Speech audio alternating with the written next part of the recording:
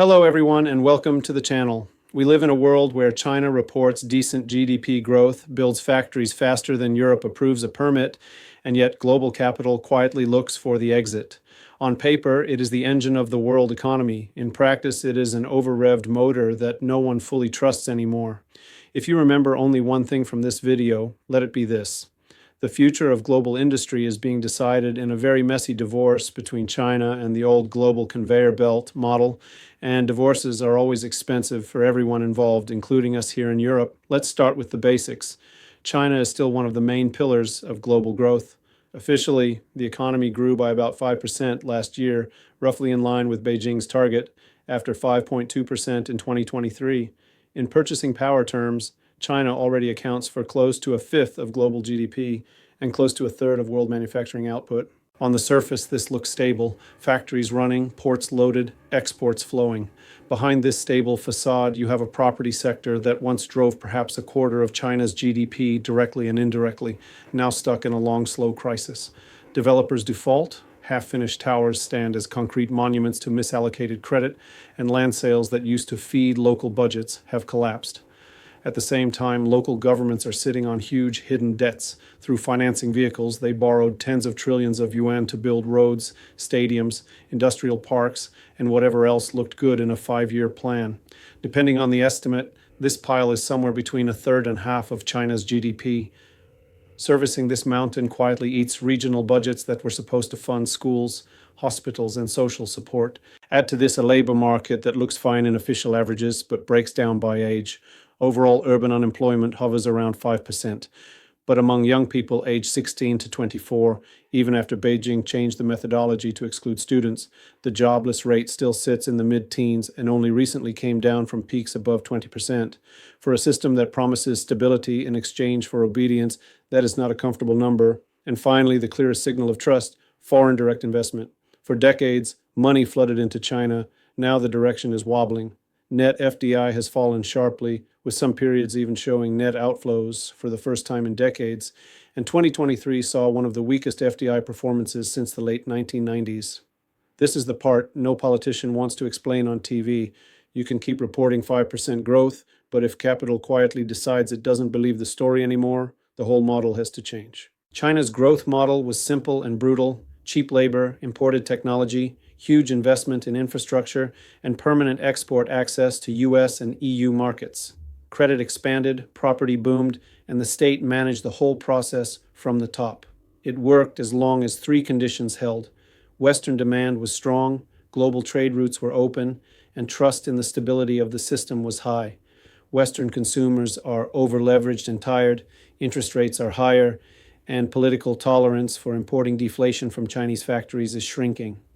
Trade routes are more vulnerable, from the Red Sea to the South China Sea, and trust is eroding, from sanctions risk to worries about war over Taiwan to the simple reality that no one wants to be 100% dependent on one supplier, however efficient. If you're in Germany or Poland, I'm curious how this looks from your side, because your industry sits right on this fault line. China's leadership is trying to square a circle. They need growth to keep urban middle classes quiet, jobs to absorb graduates, and stability to avoid systemic shocks from property or debt. Their tools are what you would expect from a centralized system: more credit into strategic sectors, export promotion, and tighter control over financial flows. This produces the current paradox. China pushes even harder into export-oriented manufacturing: solar panels, batteries, EVs, chemicals, steel, precisely when the rest of the world is trying to protect its own producers. Overcapacity at home translates into political tension abroad. The United States has its own incentives. Washington looks at China and sees three things: a systemic rival, a key supplier, and a large buyer of treasuries that is no longer as cooperative as before. The American answer is a cocktail of export controls, tariffs, industrial policy, and alliances. Chips are restricted, sectors like EVs and renewables face new barriers, and friends-whoring becomes the new slogan. Europe, as usual, tries to sit in the middle and ends up uncomfortably across both chairs. Brussels talks about de-risking, not decoupling, which sounds elegant in PowerPoint, but in reality means We keep buying what we need from China, but we pretend we are not dependent.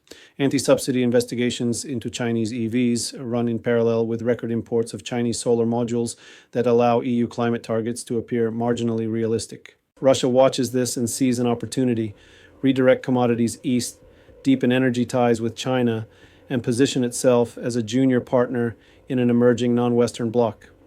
At the same time, Moscow understands perfectly that Chinese capital is cautious and Chinese corporations are pragmatic. Beijing will buy energy at a discount and talk about strategic partnership, but it will not sacrifice its own global position for Russia's benefit. China, for its part, wants several things at once: stable access to Western markets for high-value exports, a bigger role for the yuan in trade and finance, at least regionally, a controlled rebalancing away from property and low-end exports toward advanced manufacturing and services. And all of this without losing political control.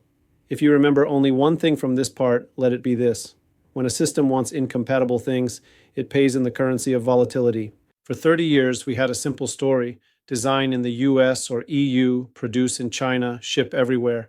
One global price for many goods, one main currency, one dominant security architecture.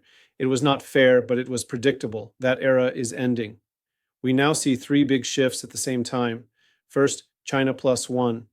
Large companies keep part of their production in China to benefit from scale and ecosystems, but move additional capacity to Vietnam, India, Indonesia, Mexico, and others.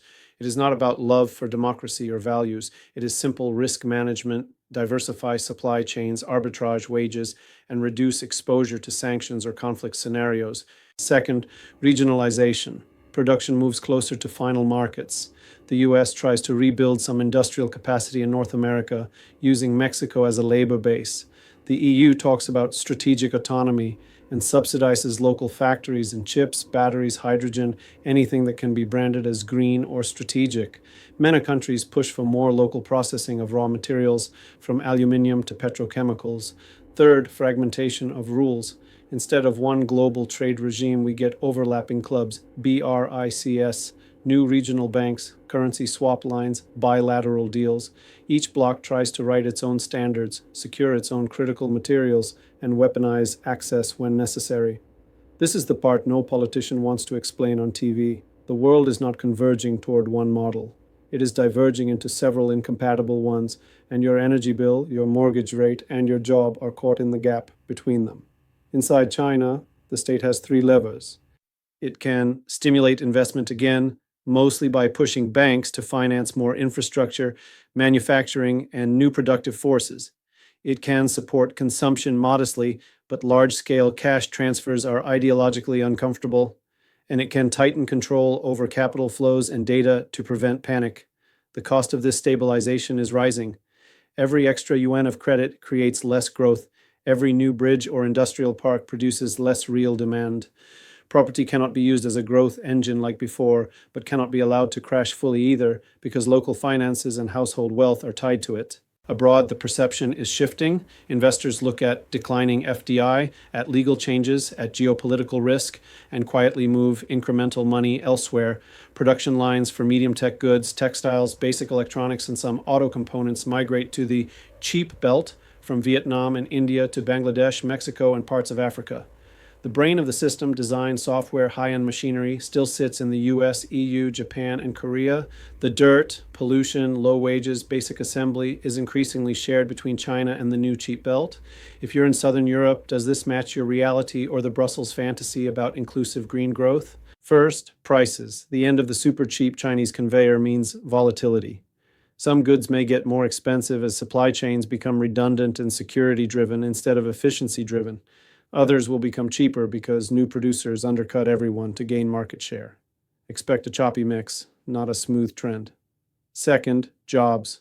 The old model where Europe outsourced the dirty work and kept high value-added services is under strain. If manufacturing and advanced services cluster around the new industrial zones in Asia, America, and the Middle East, Europe risks becoming a museum with good museums, good universities, and a lot of regulations. Countries on the EU periphery, including the Baltics, have to choose. Either they fight for real industrial roles in the new chains, or they accept a future as service appendages to someone else's factories. Third, taxes and social pressure. As global growth slows and fragmentation rises, governments in Europe will try to protect strategic sectors, subsidize energy, fund reshoring, support Ukraine, and also keep welfare systems alive in aging societies. That money will come from higher taxes, more debt, or inflation, usually from a mix of all three. Here is where the story stops making sense for the third time. We are told that we live in a rules-based, open global market, but in practice, everyone is quietly copying the Chinese playbook of state-directed capitalism, just with worse execution. The US runs deficits and monetary expansion to sustain domestic demand and global power projection. China runs state banks and planning to sustain full employment and social stability. The EU runs regulations and subsidies to sustain its own illusion of moral and technological leadership. Russia and others sell raw materials and try to trade discounts for political leverage. Different methods, same underlying reality.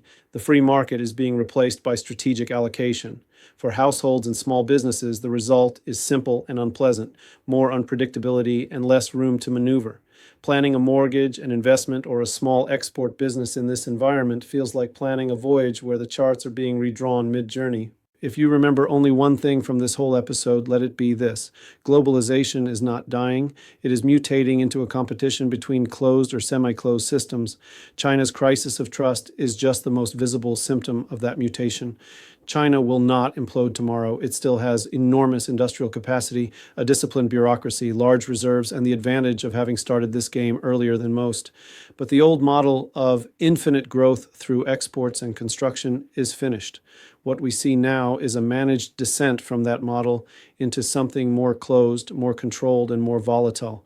For the rest of the world, including us in Europe, the question is not, will China collapse? The real question is, who adapts faster to the new fragmented landscape, and who still believes in the fairy tale of one global conveyor belt and one benign system in charge? Thank you for watching. Take care of yourselves and your loved ones, and try to remember, slogans don't power grids, systems do.